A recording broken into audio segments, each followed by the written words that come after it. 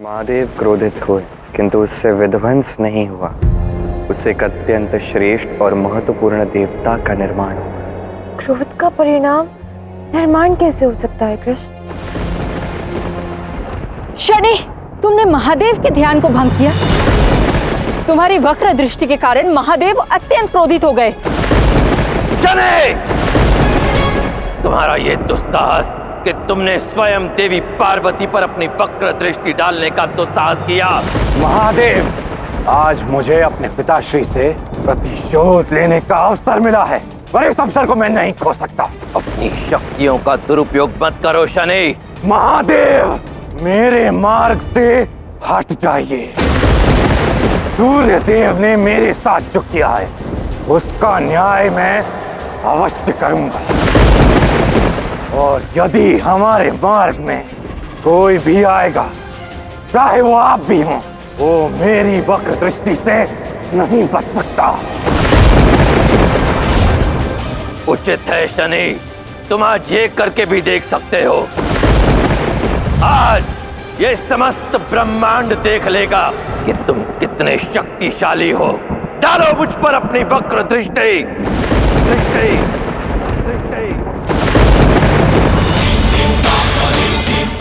यदि ऐसा है तो आज्ञा दीजिए महादेव, क्योंकि आप मेरे आराध्य हैं। पुत्र शनि, मुझे क्षमा कर दो।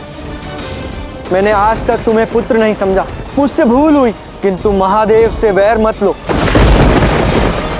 शनि, यहाँ से चले जाओ। महादेव अत्यंत कुपित है। नहीं, आज मैं रुक नहीं सकता, क्योंकि पिताश्री ने मुझ पर और मेरी माताश्री पर जो अन्याय किया है, मैं उसे नहीं भूल सकता।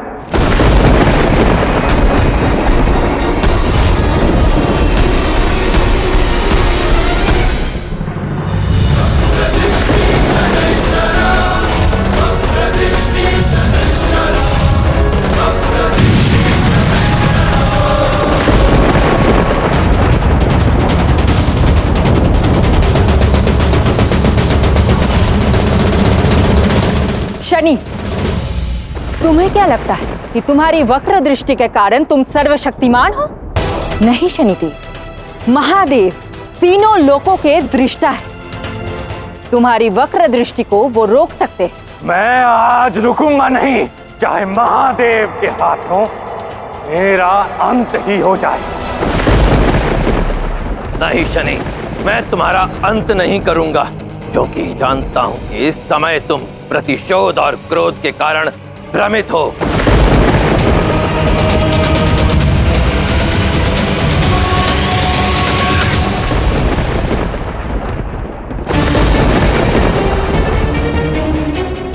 अब जब तक तुम्हारा क्रोध शांत नहीं हो जाता शनि, तब तक तुम इसी प्रकार वासुकी के पाश में बंधे रहोगे। नहीं महादेव, मैं बंधन में नहीं रहूंगा। महादेव, मुझे नहीं लगता कि शनि का प्रतिशोध समाप्त होने वाला। चिंता मत करो गौरी, जब तक इसका प्रतिशोध और इसका क्रोध शांत नहीं हो जाता, तब तक ये इसी प्रकार वासुकी के बंधन में रहेगा। इतना द्वेष भर दिया है सूर्यदेव ने शनिदेव के मन में कि वो अपने आराध्य की बात को भूलकर द्वेष की अग्नि में जल रहे हैं। पिता के दुर्व्यवहार का प्रभाव तो संतान पे पड़ता ही है था, इसलिए शनिदेव इतने क्रोधित हुए। महादेव, मेरे पुत्र शनि को क्षमादान दे दीजिए, उसकी इस दशा का कारण मैं हूँ। नहीं सूर्यदेव, शनि को अपनी त्रुटि को समझना होगा, यही उसके भविष्य के लिए भी लाभदायक होगा। हाँ महादेव, शनिदेव अपनी त्रुटि अवश्य सुधारेंगे।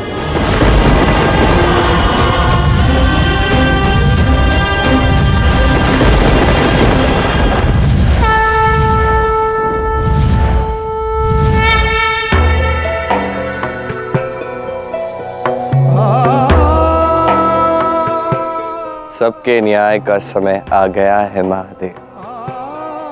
अब कैसा न्याय नारायण, आपने मेरी सहायता नहीं की, अब मेरा पुत्र उसका दंड भुगत रहा है। वासुकी से उसे बांध दिया गया है। ये शनि के प्रारब्ध का ही भाग है, ऐसा होना आवश्यक था। अर्थात?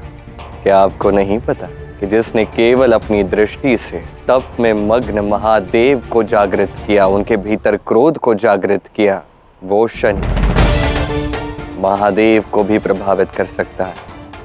ये शनि की परीक्षा थी सूर्यदेव, और अपनी परीक्षा में शनि सफल हुआ है। शनि की शक्तियां अब अनंत हो गई और इसीलिए अब शनि को कर्म फल दाता बनने से अब कोई नहीं रोक सकता। अब सबका न्याय वही करेगा, और शनि के न्याय में हम त्रिदेव भी हस्तक्षेप नहीं कर सकते। अब इस संपूर्ण सृष्टि में ऐसा कोई भी नहीं जो शनि की दृष्टि से बच सके। सबकी भद हमारे कर्म का न्याय भी शनि ही करे। विधि के विधान के अनुसार आप शनि को इस महत्वपूर्ण पद का कार्यभार सौंप रहे हैं। उसी के अनुसार आप उसकी दृष्टि को भी शक्ति दे रहे हैं। किंतु मेरे विचार से शनि की वक्र दृष्टि से बचने का कोई ना कोई उपाय तो इस ब्रह्मांड में विद्यमान होगा। उपाय है सूर्यदेव, और वो उपाय है सत्कर्म। यदि कोई जीव सत्कर्म करता है और मेरा महामृत्युंजय मंत्र का जाप करता है तो वो शनि की वक्र दृष्टि से सुरक्षित रहेगा।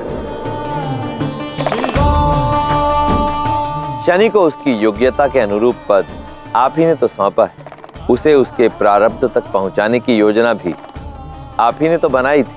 हाँ, किंतु ये रहस्य हम तक ही रहना चाहिए। ऐसा क्यों नारायण? इसका उत्तर भविष्य देगा, मैं नहीं।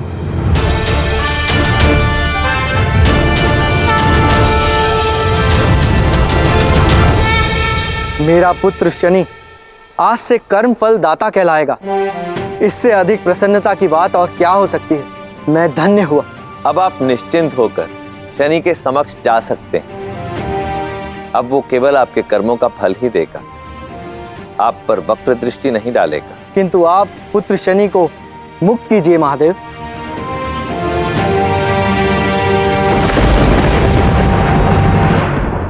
शनि तो कब का मुक्त हो चुका सूर्यदेव। ये देखिए, वासुकी पुनः मेरे पास लौट आए।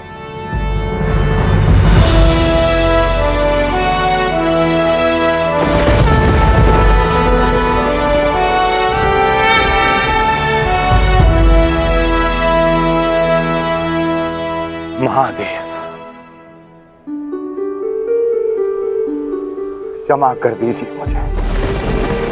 मैं अपने आराध्य पर, अपने पिता पर, माता पार्वती पर क्रोध कर बैठा। क्षमा कर दीजिए। न्याय सबके लिए समान होता है, फिर वो चाहे मेरे लिए ही क्यों ना। तुम्हारी इसी न्याय प्रियता के कारण अब से ये संसार तुम्हें कर्म फलदाता शनि के नाम से जानेगा,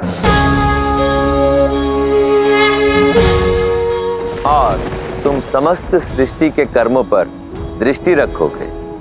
महादेव, अपना दंड स्वीकार करो शनि।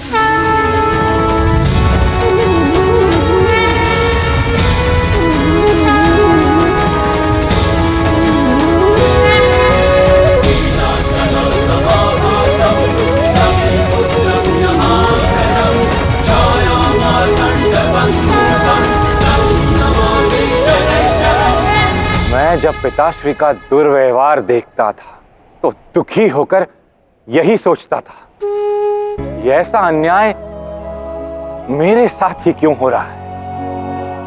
किंतु महादेव, आज ज्ञात हुआ, जीवन में प्रत्येक परिस्थिति एक कारणवश ही होती है, अन्यथा जीवन भर अन्याय सहने वाला आज न्याय का देवता कैसे बनता प्रभु।